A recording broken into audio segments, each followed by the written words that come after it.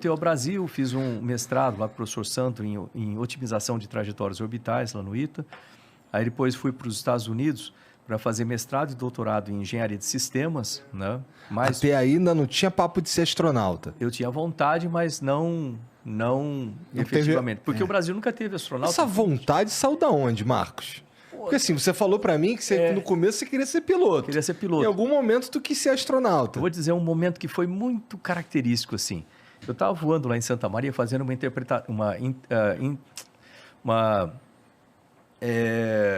interceptação noturna, né?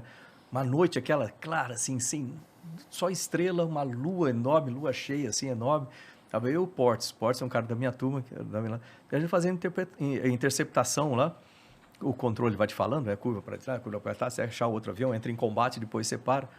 E, de repente, eu estava voando assim, eu vejo aquela lua, e a impressão que dava, sem sacanagem, era quase como se eu esticasse a mão para fora do avião, como se fosse possível, né? Eu ia encostar na lua.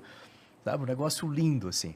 Eu pensando, falei assim, pô, o meu irmão tinha fotos da Apollo, todo o programa Apollo, ele tinha na parede do quarto dele, aquele negócio sempre ficou na minha cabeça. Falei, pô, eu tô aqui como piloto, de repente eu podia, né? Quem sabe? Sobe mais um pouquinho, né? Subir mais, voar mais alto, voar mais rápido, né? De repente eu consigo. Mas não tinha nada que indicasse a possibilidade, entendeu? Não tinha nenhum caminho aberto, o Brasil não participava de nada que pudesse ser astronauta, nada disso. Mas eu acho que de alguma forma, quando você quer muito uma coisa, é gozado, é como se o universo começasse a conspirar a seu favor, né? De repente eu estou lá fazendo doutorado, o Brasil entrou no programa da Estação Espacial Internacional. O meu irmão viu no jornal, no Brasil, uma chamada da Agência Espacial. E ele mandou para mim, já tinha computador, né? Em 1998 era lento, era aquele discado ainda, aquela coisa. Nascimento da internet ali. Aí eu recebi aquilo, eu olhei, ele escreveu assim no e-mail, né? Dê uma olhada nisso, tem a sua cara, acho que você vai gostar. Aí eu vi aquele... Eu demorei, mas mesmo assim eu demorei um tempão, acho que eu demorei uns 30 segundos, mais ou menos. Eu falei, eu vou fazer esse negócio. Aí fiz lá a aplicação, né? Me inscrevi, né? Com a NASA, com a Agência Espacial Brasileira, avisei na Força Aérea, e teve uma confusão, meio difícil para conseguir me inscrever. Mas os caras não queriam deixar você fazer isso? Não, no começo não queriam deixar, porque eu já estava no exterior, falaram, pô, já está no exterior, por que você quer fazer isso? Pô, mas aí são outras coisas. Sempre tem esse tipo de coisa, né? Aí eu me inscrevi, aí fui selecionado na primeira... Eles fazem assim, são 3 fases, o que a NASA faz. Ela pega aquele monte de currículo, faz uma seleção de currículo e reduz um grupo. Aí pega aquele grupo, faz exame médico, físico, psicológico, tal, reduz mais, porque muita gente fica fora nesses exames. Exame médico, por exemplo, ou psicológico, tem certas características para astronauta que são muito específicas. Você não pode ter uma pessoa, por exemplo, que não se dê bem com outras pessoas em situação de estresse, né? Acho que vai dar merda no espaço. Então, Sim. Você tem que ter um grupo que trabalhe, uma pessoa que trabalhe bem em grupo, né, e etc. E depois eles pegam aquelas pessoas reduzidas e fazem uma entrevista. E aí dessa entrevista, que é em grupo e isolado, dessa entrevista eles fazem a escolha. Geralmente, as turmas da NASA acontecem a cada 2 anos, em média, não é escrito em pedra. A primeira turma foi a turma 1, lá dos eleitos, lembra aqueles 7? A minha 17. Eles escolhem uma média de 20 astronautas a cada uma dessas escolhas. A minha tinha 32, já teve turma de 12, por exemplo, turma menor, então, para fazer uma média aí. E toda aquela galera lá, por exemplo, a turma 17, toda aquela galera lá se tornou astronauta? Quase todo mundo. A gente perdeu 2 no caminho. Tá, mas o previsto é que todos se tornem. A ideia é que todo mundo se torne. Eles fazem uma seleção muito rígida, justamente para não ter muito atrito, como a gente chama, não perder muita gente no caminho. O curso ele é pesado, né? Eu fui selecionado, aí fui lá para Houston. O curso demora 2 anos para se formar como astronauta profissional.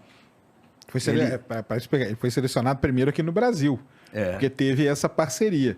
Aí depois ele foi ser treinado na turma que a NASA criou. Aí podia ter gente do Brasil, tinha gente de outros países além dos Estados Unidos? Tinha 6. Mas para mim uma surpresa que eu tive, a primeira coisa que eu cheguei aqui, eu falei assim, mas eu vou ser selecionado sozinho? Não tem um backup? Não tem uma outra pessoa? Não, é você só. aquilo deu um certo frio na barriga. Falei, pô, eu não posso falhar, né? Não posso fazer merda. Eu não posso falhar, eu não tenho nenhum outro comigo. É o primeiro ponto que eu achei. Segundo, que eu cheguei lá achando, pô, já fui selecionado, né? Tá tudo legal. Cheguei lá, não, você vai fazer os testes de novo. Eu, pô, de novo?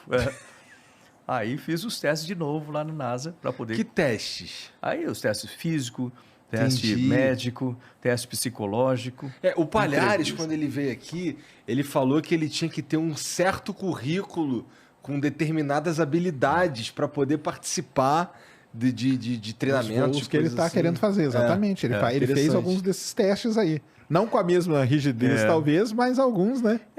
Tem algumas diferenças. E aí vão surgir, por exemplo... Né? Depende do que você vai voar também, né? Se era no ônibus espacial, se é numa cápsula, né? E hoje em dia está abrindo muito o mercado para muita coisa interessante, né? Por exemplo, eu sou um astronauta profissional, treinado pela NASA, treinado pela Roscosmos, né? Para ser um tripulante de estação espacial ou de qualquer outro veículo, tem a responsabilidade em cima do veículo, fazer manutenção, pilotar, acompanhar, fazer... É igual o piloto do avião. Então, você vai pegar um avião, sei lá, pegar um voo da Gol, da TAM, Latam agora, né?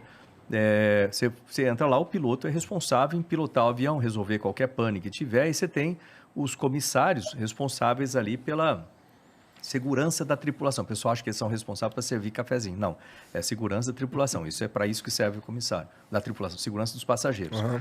Então, esses são aeronautas profissionais. Aí você tem os aeronautas passageiros, que são quem paga a passagem. Você não precisa, obviamente, para ser passageiro do avião, você não precisa fazer um curso de pilotagem do 320, por exemplo, do Airbus 320, vai fazer toda uma carreira ali de piloto privado, piloto comercial e etc., que demora muitos anos. Né? Não, basta você pagar a passagem, entrar e prestar atenção no que o comissário fala. Né? Pô, no caso de emergência, de despressurização, máscaras vão cair, primeiro coloque em você, depois coloque na criança, feche a mesinha, né? Coloque a cadeira na posição vertical, eles não falam, mas é para você não atrapalhar o fluxo de saída em emergência da aeronave, assim por diante. Então, o passageiro ele só tem que ter o conhecimento básico de segurança de emergência para poder voar. É a mesma coisa em termos de astronautas. Você tem os astronautas profissionais, que é o meu caso, tem os turistas espaciais, que é o caso do Palhares e outros, que agora vai surgir bastante disso. São pessoas que eles pagam para fazer um voo, mas lógico que não tem que fazer o treinamento todo que a gente faz, porque senão ninguém não teria nenhum, né? Então, eles fazem treinamento de 2 semanas para conhecer o sistema e assim vai. Agora vai surgir uma característica interessante. Com as empresas privadas indo ao espaço, tipo a SpaceX, Blue Origin, e outras que vão surgir, a Virgin, né? Você tem astronautas pilotando ali o sistema, ou nem isso, no caso da SpaceX, a espaçonave vai fazer por conta, ela pode levar... Foi a Inspiration 4, né? Que não foi nenhum astronauta, eram tudo, né? A espaçonave faz tudo para você. Tudo sozinho. Mas são passageiros e agora vai surgir, porque os astronautas até agora, profissionais, são todos de agências espaciais. Eu sou da Brasil, no caso da Agência Espacial Brasileira, tem a NASA, tem a JAXA, a ESA, etc., que são astronautas ligados a agências. Agora vão ter astronautas ligados a empresas, que são como... Já vai ter agora, né? Nessa que vai agora a Axiom, né? A Axiom já vai um ex-astronauta da NASA, né?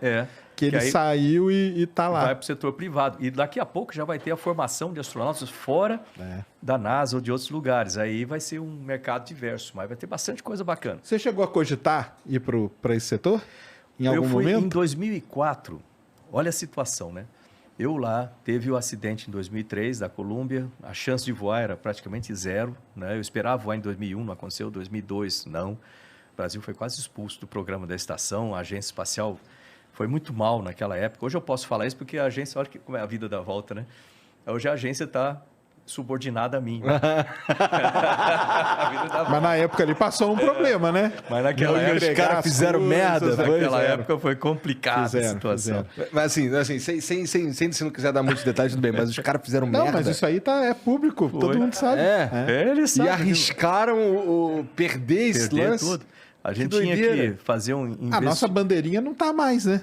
Foi tirada. Foi tirada lá, porque a gente precisava fazer um investimento, eram 120 milhões que ia ser pago às empresas brasileiras para produzirem 6 partes, entre elas o Express Pallet, que seria o primeiro a ser entregue para ser instalado na estação. Express Pallet é uma prateleira. É uma prateleira de prateleira onde vão colocar os experimentos, é isso? Do lado externo da estação. E o que acontece? Isso teria que ser feito nas empresas brasileiras. Então, esse investimento, o pessoal falava, vai pagar para a NASA. Não paga nada para a NASA. Você paga para a Embraer ou para as outras empresas fazerem isso no Brasil. E aí você entra com a espécie, né? Vamos dizer, com aquele equipamento para participar da parceria. Mas aí foi um rolo da Agência Espacial com a Embraer, com outras coisas. Resultado, nós não entregamos a prateleira. Nunca.